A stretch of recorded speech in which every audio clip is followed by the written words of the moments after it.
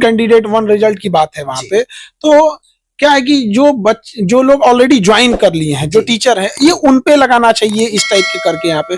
जैसे कोई भी अभी आके भर रहा है, जैसे कोई टीआरई 1 भरा, 2 भरा, उससे तो 3 चांस उसका फटाक से खत्म हो जाएगा। यहाँ पे लिमिट है, चांस लिमिट जो है ना, या तो चांस लिमिट बढ़ा दीजिए या फिर उस चांस लिमिट को उनके लिए ज्यादा इम्प्लीमेंट कीजिए ऑलरेडी टीयर 1 या टीयर 2 में ज्वाइन किए हुए हैं, ताकि उनके लिए सुधार चाहिए। जो नहीं किए उनके लिए रोजगार का मुद्दा है यहाँ पे। तो मेरे ख्याल से हमको लगता है कि अगर चांसेज की संख्या बढ़ा दें तो ये भी एक शॉर्ट टर्म मतलब एक इजी होगा उनके लिए। 4 जैसे 3 दे रहे हैं, 5 या 6 दे दें यहाँ पे। नो लिमिट भी हो जाए तो, हाँ, नो लिमिट तो बहुत अच्छा हो जाएगा यहाँ पे। इस तरीके से अन्य एग्जाम में हो जाते हैं यहाँ पे, तो नो लिमिट तो बहुत बेहतर है। लेकिन फौरी तौर पर, शुरुआती दौर पे, ताकि आपको कुछ चीज को मिले, नो लिमिट हो जाए तो इससे बेटर क्या ही चाहिए। सर, अब रहा है जिस तरीका से बताया जा रहा है कि एक कैंडिडेट का अन्य बीपीएससी का जो एग्जाम होता है, बीपीएससी 69 हो या जो भी एग्जाम हो, उसमें दिया जाता है कि आप वरीयता भरे और वरीयता से रिजल्ट दिया जाए। लेकिन इसमें सर किसी का 9th 10th में हो जाता है, 11th 12th में हो जाता है, 6 to 8 में हो जाता है, 1 to 5 में भी हो जा रहा है। ज्वाइन एक जगह कर रहा है, 4 जगह का सीट मर जा रहा है। इसको लेकर यही विवाद एक बार रेलवे में हुआ था, सेम एग्जैक्ट विवाद यही हुआ था। तो उसमें रेलवे ने सुधार दिया, अब इसमें भी सुधार की जरूरत है। हमको लगता है कि बहुत जल्दी सुधार किया जाएगा,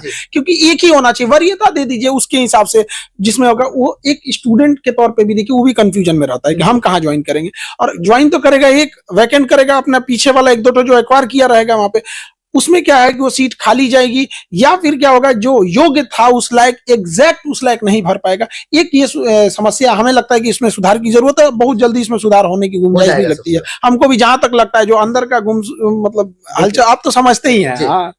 सर, अब रहा विद्यार्थी के पास बहुत कम समय है। जिस तरीका से प्रश्न आप देखे होगा, बीपीएससी टीआरई 1 का एक बीपीएससी अपना लेवल स्थापित कर दिया, बीपीएससी टीआरई 2 में भी की, 3rd में भी करेगी। निगेटिव नहीं है, अभ्यर्थी भरदम टोटल प्रश्न बताते हैं। सर, तैयारी का क्या रणनीति होना चाहिए? देखिए, इसमें 2 चीजें कहेंगे। जिन एग्जाम में निगेटिव नहीं रहता है तो स्टूडेंट को लगता है कि उनके लिए हित में है, बट ये गलत बात है। उनके हित में ये नहीं है। अगर निगेटिव रहता है तो जेन्युइन बच्चे पहुंचते हैं, तो निगेटिव न रहना विद्यार्थियों की हित की बात नहीं है। दूसरी बात, एससीईआरटी एनसीईआरटी का हमेशा से वर्चस्व रहा है किसी भी एग्जाम में लेकर। तो अभी लंबा समय है, चूंकि अगस्त अभी अच्छा खासा समय है, उनमें उनको समय मिल जाएगा। चूंकि इससे पहले वाले में 3-3.5 महीने की टाइम मिली थी, तो उसमें उतना उनको समय नहीं मिल पाया था। और दूसरी क्या थी कि जो पहले लिया था टीआरई 1 वगैरह, उसमें अनुभव ही नहीं, आइडिया ही नहीं था कि बीपीएससी कहां से उठाएगा। और ये भी उनकी भी गलती है कि नोटिफिकेशन में एटलीस्ट प्रॉपर मेंशन तो करो भैया, कहां से क्या चीज पूछेगा। तो अब मेंशन नहीं भी करे तो 2 एग्जाम से एक अच्छा खासा आइडिया लग जाता है किसी को भी, टीआरई 1 टीआरई 2। अब क्या है कि उसमें एक टाइम मिल जाएगा। एनसीईआरटी पे फोकस ज्यादा रखेंगे, यहाँ पे मौलिकताओं पे ध्यान देंगे, ओरिजिनल कंसेप्ट से कहां होगा, क्योंकि क्वेश्चन बीपीएससी का है तो घुमा के देगा, सीधा सीधा क्वेश्चन नहीं देगा। जैसे रेलवे वगैरह में क्या है ना कि सीधा क्वेश्चन दे देता है, एसएससी में सीधा दे देता है, उसमें आपको ना घुमा फिरा के क्वेश्चन ज्यादा देगा। तो बच्चों के लिए एक चीज फायदेमंद है, एक गलती कोई भी स्टूडेंट ना करे कि अगस्त में सोच के ना पड़े कि अगस्त में आएगा फॉर्म, ये होगा, नहीं।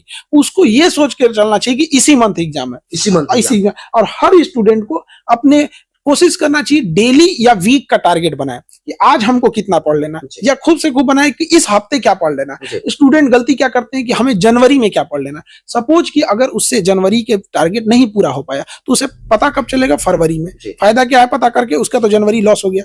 तो एक टारगेटेड अध्ययन होना चाहिए, और जो वीक चीज है उस वीक चीज पर ज्यादा ध्यान देना चाहिए। वीक पोर्शन को मजबूत कैसे किया जाए, और क्या करेंगे, सब जिनका जो सब्जेक्ट अच्छा रहेगा उसी को पढ़ते बार बार उसी को पढ़ते। कई विद्यार्थी जो जिनका रिजल्ट हुआ था उन लोग को कहना था कि सर हम लोग को तो प्रस्तावना बुझाता ही नहीं था यहाँ पे। बाद में बच्चों ने पढ़ाई किया, कम समय में पढ़े, बहुत रिजल्ट उन लोग का अच्छा शानदार हुआ है। सबसे समस्या सर हो रहा है एग्जाम रिव्यू जो किया गया ई ऑप्शन को लेकर, ई विकल्प को लेकर, बीपीएससी जनरल एग्जाम में हटा दी है, लेकिन शिक्षक में अभी तक है।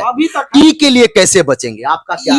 देखिए, ई के लिए 2 चीज, एक तो बहुत लॉन्ग टर्म इसको नहीं रखने का है, क्योंकि देखिए बीपीएससी मेन जो था उसने भी ई लाया था, 2 साल बड़ी परेशान किया ये ई वाला, फिर अल्टीमेटली हटा ही दिया गया। संभवतः इसे भी हटा दिया जाएगा, और जब तक नहीं हटाया जा रहा है तब तक के लिए स्टूडेंट को एक चीज ध्यान रखना पड़ेगा। उनको लगता है कि सब में ई हो सकता है, ऐसा नहीं है। बहुत कम ऐसे क्वेश्चन होते हैं, 10 से 15% क्वेश्चन जिसमें ई होता है। और ई जो है ना कहीं आयोग अपने लिए भी रखती है कि भैया अगर हमारा किसी क्वेश्चन में क्लेम हुआ तो ई डाल के हम निकल जाएंगे वहां पे। तो विद्यार्थियों के लिए नहीं है, वो किसके लिए है, इन लोग के लिए हो जाता है, आयोग के लिए फायदेमंद साबित हो जाता है यहाँ पे। लेकिन हमको जहां तक लगता है हटा देंगे लोग, और नहीं भी हटाते हैं तो बच्चों को ज्यादा नहीं घबराना चाहिए। उसको वो कब दिक्कत करता है ई ना, जब उनको लगता है कि आधा क्वेश्चन में ई होगा, ऐसा नहीं है। सर एनसीईआरटी सभी लोग बताते हैं, बच्चे भी पढ़ते हैं लेकिन पढ़ नहीं पाते हैं, समझ नहीं पाते हैं एनसीईआरटी को। क्या क्या बोलिएगा, एनसीईआरटी पढ़ने में किन किन बातों को ध्यान देना चाहिए, कैसे शुरू करना चाहिए? क्या जिस तरीके से बताया जाता है 6 to 12 पढ़ लें, क्या शुरू 6 डे करना चाहिए? तो किस तरीके से, क्या आपको संदेश दीजिए? देखिए 6 to 12 वाले में शुरुआत में तो बहुत ज्यादा दिक्कत नहीं होता है पढ़ने में। बाकी उन लोग में क्या होना चाहिए ना कि अपने में ग्रुप में भी थोड़ा सा उन लोग को ध्यान देना चाहिए कि सपोज जैसे कोई किसी का ज्योग्राफी का पोर्शन अच्छा है, किसी का हिस्ट्री वाला है, तो अपने पढ़ने के बाद जैसे कि एक स्टूडेंट अपना ज्योग्राफी का एक चैप्टर देखा, उसकी ज्योग्राफी स्ट्रांग थी, एक हिस्ट्री देखा, उसकी हिस्ट्री स्ट्रांग थी, तो एक दूसरे के कन्वर्सेशन से भी क्या होती है ना, कुछ चीजें कुछ स्टूडेंट की क्या होती है ना, रीडिंग हैबिट अच्छी होती है, किसी की हियरिंग हैबिट अच्छी होती है, और वो इस चीज को नहीं समझ पाते हैं। बहुत सारे ऐसे विद्यार्थी हैं जो सुन के याद कर लेते हैं, और बहुत सारे ऐसे विद्यार्थी हैं जो पढ़ के याद कर पाते हैं। जिस दिन उनको इसमें समझ में आ जाएगा वो भी अच्छा होगा यहाँ पे, और एक दूसरे से क्या है कि वो उसको पढ़ाएगा तो रिवीजन भी हो